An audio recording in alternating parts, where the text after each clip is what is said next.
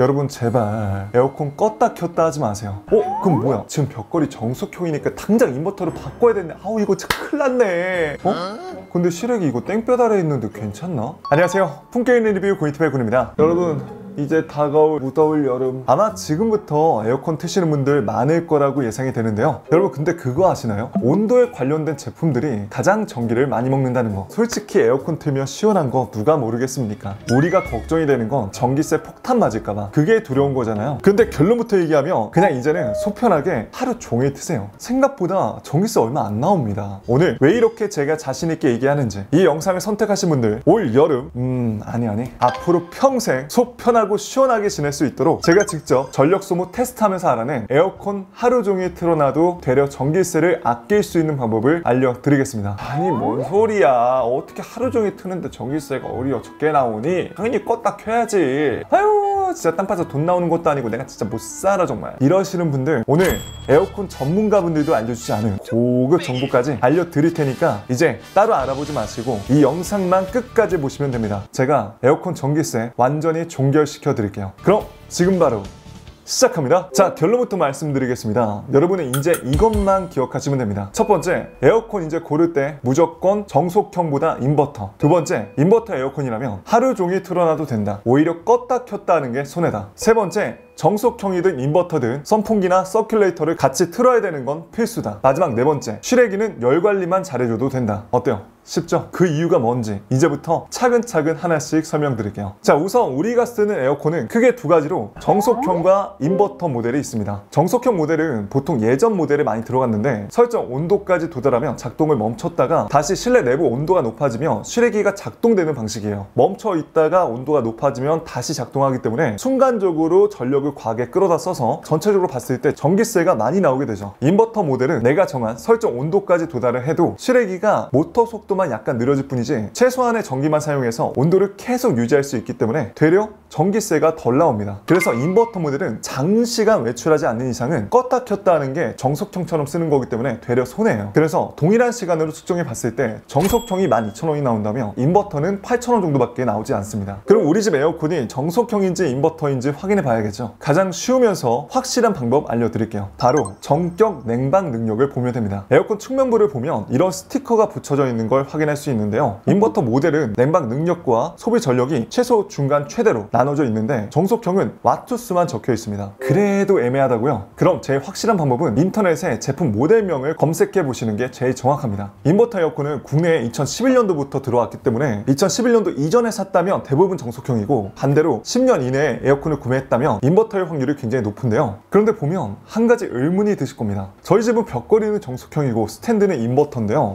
그럼 뭐야? 지금 벽걸이 정속형이니까 당장 인버터를 바꿔야 되는데 아우 이거 진짜 큰일 났네. 아니요, 그러실 필요 전혀 없어요. 벽걸이의 경우 보통 평수가 작은 방이나 자취방 등 공간이 그리 넓지 않은 곳에서 쓰시는데 정속형과 인버터 에어컨 전기료 차이가 사실 거의 없습니다. 그러니 저처럼 자취하시는 분들, 방에서 벽걸이 에어컨 트시는 분들은 이게 정속형이라 하더라도 그냥 속편하게 트시면 됩니다. 그래도 만약 내가 지금 쓰는 스탠드 모델이 정속형이라 최대한 전기세를 아끼고 싶다면 1시간 가동 후 3, 4시간 정도를 꺼주시거나 2시간 정도 틀고 2시간 정도를 꺼주시기 바랍니다. 더 쉽게 말씀드리면 더 죽겠을 때 다시 켜주세요. 이렇게만 해도 정속형 모델의 경우 무려 최대 70% 정도 전기세를 아낄 수 있다고 합니다. 그리고 이것도 꼭 기억해주세요. 에어컨 가장 현명하게 트는 방법은 맨 처음 가장 세게 파워 냉방, 스마트로 강력하게 트시고 이제 좀 시원해진다 하면은 온도를 24도에서 26도 사이로 맞춰서 약한 바람으로 계속 트시는 겁니다. 또 반드시 선풍기와 서큘레이터를 같이 틀어주셔야 희망 온도에 도달하는 시간을 최소 20%에서 반 정도까지나 줄일 수 있기 때문에 무조건 같이 틀어주세요. 자, 근데 여기까지만 들어보면 정속형은 단점밖에 없는 것 같고 인버터는 장점밖에 없는 것 같은데 다 인버터 쓰지 누가 정속형을 써? 이렇게 생각하실 수도 있거든요. 근데 정속형은 가격이 저렴하고 인버터는 가격이 상대적으로 비쌉니다. 그리고 고장났을 때도 수리비도 인버터가 훨씬 더 비싸고요. 그래도 저는 무조건 정속형보다 인버터를 추천드리고 싶은 게 장시간 보면 결국 인버터가 훨씬 더 경제적이고 껐다 켰다 이런 번거로움이 없이 속편하게 쓸 수 있기 때문에 훨씬 더 좋아요. 자, 그리고 이제 전기세에 대해서 자세히 살펴볼 건데요. 제가 직접 소비 전력 테스트기를 구매해서 알아 알아봤습니다. 그래프를 보면 인버터와 정속형의 차이를 바로 알 수 있죠. 인버터 모델의 경우 그래프가 맨 처음 확 치솟았다가 계속 밑으로 유지가 되는데, 정속형은 그래프가 실내 온도가 높아질 때마다 다시 실외기가 가동이 돼서 확 올라갔다 내려오죠. 그런데 인버터의 경우에도 이런 정보를 모르시고 계속 껐다 켰다, 이게 당연히 전기세가 덜 먹겠지 라고 생각해서 그렇게 쓰시는 분들이 계세요. 이러면 정속형처럼 쓰기 때문에 오히려 손해보고 있는 겁니다. 그래서 다시 말씀드리지만 8시간 이상 장시간 외출하지 않는 이상은 24시간 틀어놓으시면 돼요. 자, 한정 공식 사이트에 가보면 요즘 어느 정도 비용이 나오는지 알 수 있는데, 참고로 내가 빌라에 산다면 주택용 저압, 아파트다 고압표를 보시면 돼요. 자, 보통 여름엔 하루 종일 틀어도 10평에서 20평 대는 301에서 450 이 구간에 많이 걸리기 때문에 킬로와트씩 200원 정도를 잡으시면 되는데요. 여러분, 누진세라는 말 들어보셨죠? 쉽게 말해 전기를 많이 쓰면 쓸수록 많이 낸다, 이렇게 이해하시면 되는데요. 근데 지금 표를 보면 450kWh 이상 쓰면은 1kW당 299원이라 적혀있죠. 그래서 저희 집도 435kWh 때는 85,000원, 566kWh 때는 12만원 정도가 나왔습니다. 자, 이때가 8월달이다 보니까 저희 집이 진짜 그냥 24시간 거의 에어컨을 틀고 살았다. 벽걸이 뭐 스탠드 말할 것도 없이 그렇게 썼다고 보면 되는데, 그렇게 켰을 때도 이 정도 나온 거예요. 근데 여러분 생각해보면 4인 가족으로 했을 때 속편하게 24시간 틀었는데 12만원이면 괜찮지 않나요? 요즘 가족끼리 4인 가족 외식만 해도 10만원 그냥 나오는데, 그래서 너무 스트레스 받지 마시고 그냥 속편하게 트세요. 그리고 저같이 자취하시는 분들 수납력 보잖아요. 제가 일부러 1년치를 뽑아봤는데 하루 종일 틀어도 4, 5만원. 보면 봄이랑 여름이랑 거의 차이가 없어요. 오히려 요즘은 도시가스, 난방비, 가스비가 걱정이지 전기세, 누진세가 어쩌고 저쩌고 뭐 전기세가 인상이 많이 된다라고 하는데, 외식비, 배달 음식 비싸진 거에 비하면 아직까지 괜찮습니다. 자, 다음은 제습 모드에 대해서도 알려드릴 텐데요. 제습 모드는 실내 습도를 줄여주는 건데, 이거를 전기세를 덜 먹는다라고 생각해서 24시간 트는데 제습 모드로 트시는 분들 더러 계세요. 사실 제습 모드는 냉방과 전력 소모 차이가 없습니다. 따라서 지금 실내 내부 온도가 너무 추워서 또는 습도가 너무 높아서 제습 모드를 트시는 건 상관이 없지만, 전기세를 줄이기 위해서 제습 모드를 트시는 건 현명하지 못한 방법이라는 거죠. 자, 그리고 환기할 때도 에어컨을 끄신 분들 많은데요. 지금 제가 여기까지 얘기했으면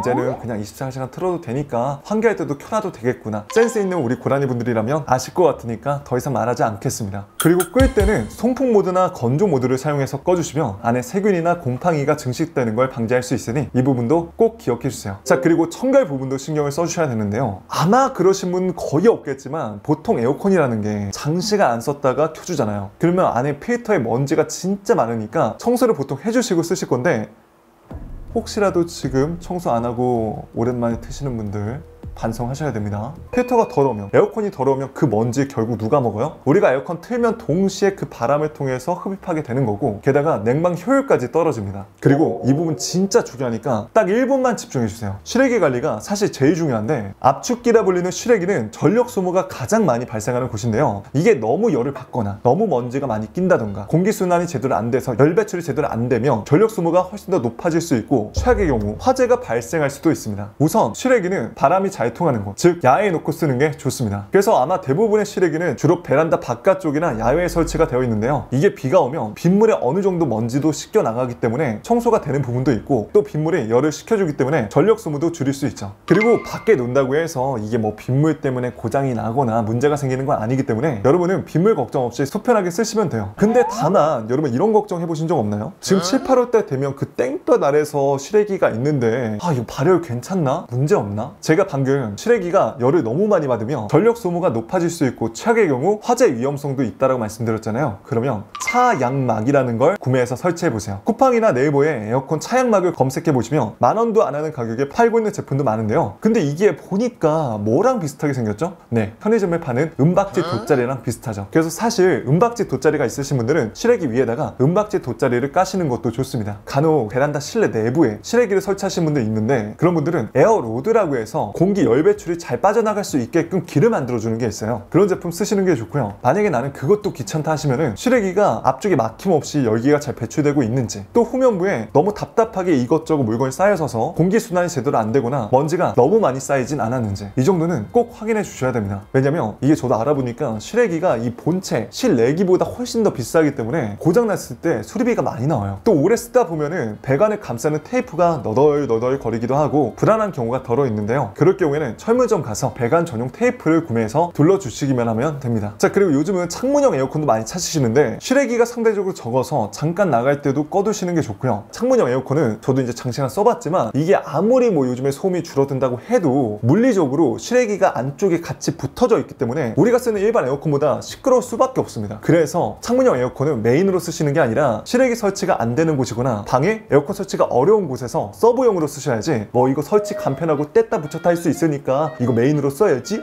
갸꿀이네 하시면 절대 안 됩니다. 이거 솔직히만 하면 설치가 간편한 게 아니라 그냥 나 혼자 할 수 있다, 이렇게 이해하셔야 됩니다. 제가 직접 설치해봤는데 이거 설치하는 거 보통 일이 아닙니다. 자, 이렇게 오늘 에어컨 현명하게 트는 방법에 대해서 알아봤는데요. 마지막으로 정리해드릴게요. 첫 번째, 지금 혹시라도 정석형 에어컨을 지금까지 쓰시는 분들은 다음에 혹시 바꿀 기회가 있다면 무조건 인버터로 바꾸시고요. 정석형이 초기 비용이 훨씬 더 저렴하지만 3년 정도 8시간 정도만 썼다고 가정했을 때 결국 인버터 에어컨이 훨씬 더 경제적입니다. 교체 시기는 6월에서 8월까지만 피해주시면 되고, 보통 가을이나 겨울에 할인율이 크니까 근처 매장에 한번 방문해 보시는 것도 좋을 것 같아요. 두 번째, 맨 처음 스마트 모드나 파워 냉방으로 강력하게 10분에서 15분 정도 시원하게 트시고 24도에서 26도로 약한 바람으로 장시간 외출하지 않는 이상은 계속 튼다. 에어컨과 함께 서큘레이터와 선풍기와 같이 트면 훨씬 더 빨리 시원해지고 경제적이다. 세 번째, 오랜만에 사용한다면 필터 청소는 무조건 해줘야 된다. 네 번째, 실외기 관리는 필수다. 자, 이렇게 했는데도 사실 요즘 전기세가 이제 매년마다 뭐 더 오른다, 뭐 10%씩 오른다, 이런 뉴스 기사를 접하다 보니까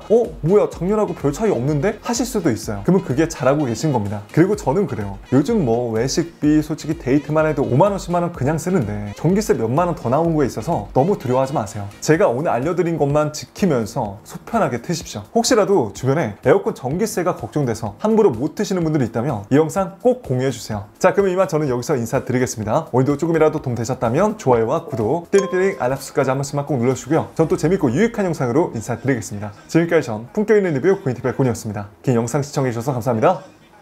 그럼 또 다음에 뵐게요. 빠잉. We dance,